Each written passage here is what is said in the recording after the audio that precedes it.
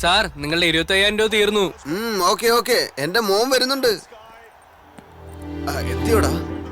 എടാ മോനെ മോനെ, ഒരു 5,000 ഉണ്ടേ നോട്ടെ. ബെറ്റില് ജയിച്ചോടനെ തന്നേക്കാം. 25,000 രൂപ തരാം. 25,000? മോൻ വന്ന് ഇരിക്കി, ഇവിടെ ഇരിക്കി. ഇരിക്കി. എടാ കണ്ടില്ലേ, എന്റെ മോനെത്തി. 25,000 കെട്ടിക്കോ. അടിക്ക് അടിക്ക് അടിക്ക്.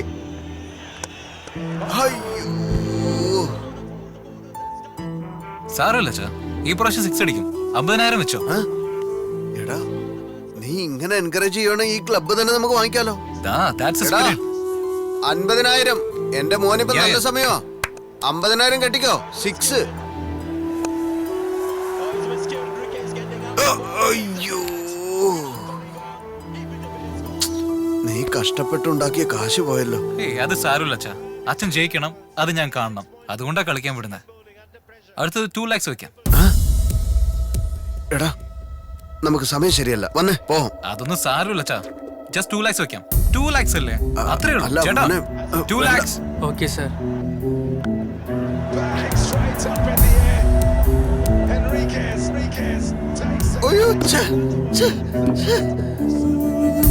ഞാൻ പറഞ്ഞില്ലേ സമയം ശരിയല്ല. നീ വന്ന് പോ.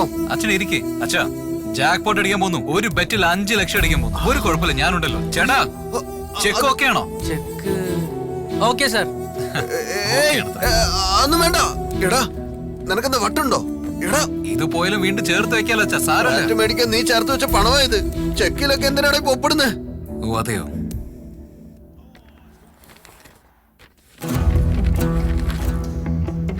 ഇതിലുള്ള കയ്യൊപ്പ് എന്താണ്? ഇത് ക്ലബ് മെമ്പർഷിപ്പിന് കോംപ്ലിമെന്ററി എന്ന് പറഞ്ഞോണ്ട് ഞാൻ ഒപ്പിട്ട് കൊടുത്തതല്ലേ, അത്രേ ഉള്ളൂ. നല്ലോണം നോക്ക്.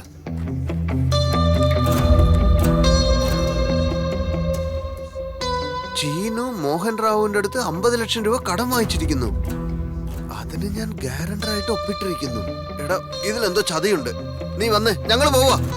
നീ വാന്ന് പറഞ്ഞില്ലേ, വന്നേ പറയാം. ചീനുവിനൊന്ന് വിളിച്ച് സംസാരിക്കട്ടെ. ശ്രീനിവാസിനോട് സംസാരിക്കാൻ പോവാണോ സഹോദര? അവൻ തന്നെ മരിച്ചു, പിന്നെ നമ്പർ എവിടെ നിന്ന് കിട്ടാനാ? എന്ത് പറ്റി അങ്കിളെ? എന്റെ ക്ലോസ് ഫ്രണ്ട് ശ്രീനിവാസ് മരിച്ചിട്ട് 15 വർഷം കഴിഞ്ഞു. അതെങ്ങനെ? ഇങ്ങനെയുള്ള ബെറ്റിംഗ്, കടം, ഈ അപമാനങ്ങളൊന്നും അവന് സഹിക്കാൻ കഴിഞ്ഞില്ല. അതുകൊണ്ട് അവൻ സൂയിസൈഡ് ചെയ്തു.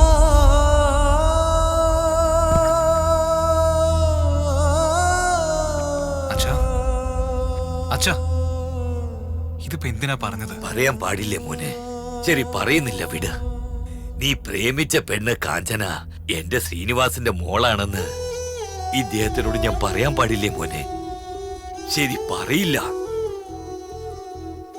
ആ മോഹൻ റാമിന്റെ മകൻ എന്റെ വീട്ടിലേക്ക് വന്ന് ഫേക്ക് ഡോക്യുമെന്റ് കാണിച്ച് 50 ലക്ഷം തരുന്നോ അല്ല നിങ്ങളുടെ കാഞ്ചനയെ കല്യാണം കഴിപ്പിച്ച് തരുന്നോന്ന് ചോദിച്ച് കല്യാണ ഇൻവിറ്റേഷൻ മുഖത്തേക്ക് എറിഞ്ഞു. അതും പറഞ്ഞൂടെ?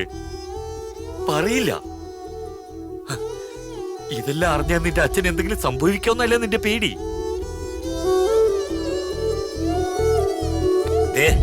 സിഗരറ്റോ മദ്യമോ കഴിച്ചാ ആ തെറ്റ് ചെയ്തവൻ ചാകും.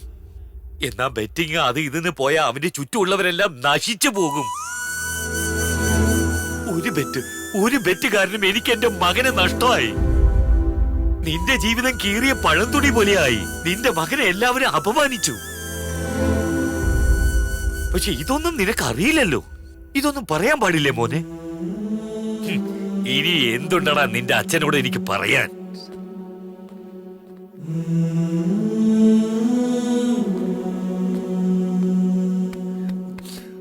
നീ കാരണം എന്റെ മകൻ പോയി. പക്ഷെ നിന്റെ മകൻ കാരണം ഞങ്ങൾ എല്ലാവരും നന്നായിരിക്കുന്നു. ഇവൻ തങ്കമാടാ. നീയാളാ മനുഷ്യൻ.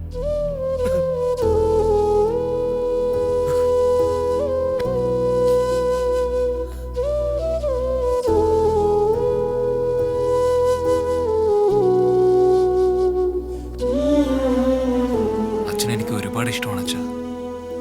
അച്ഛനും അമ്മയും മാത്രമാണ് അച്ഛാ എന്റെ മൊത്തം ലോകമായിട്ട് ഞാൻ വിചാരിച്ചുകൊണ്ടിരിക്കുന്നത്. അച്ഛനോട് ചോദിക്കാൻ പാടില്ലാത്തത് ചോദിച്ചു. അച്ഛനെന്തെങ്കിലും സംഭവിക്കുമെന്ന് പേടിയാണ്. അച്ഛന് വേറെ ബാഡ് ഹാബിറ്റ്സ് ഒന്നുമില്ല. നിങ്ങളുടെ സന്തോഷം എല്ലാം ഈ ബെറ്റിംഗ് അല്ലേ. അതുകൊണ്ടാണ് ഞങ്ങൾ വിട്ടത്. പക്ഷെ അതന്നെ ഇപ്പൊ പ്രശ്നമായി.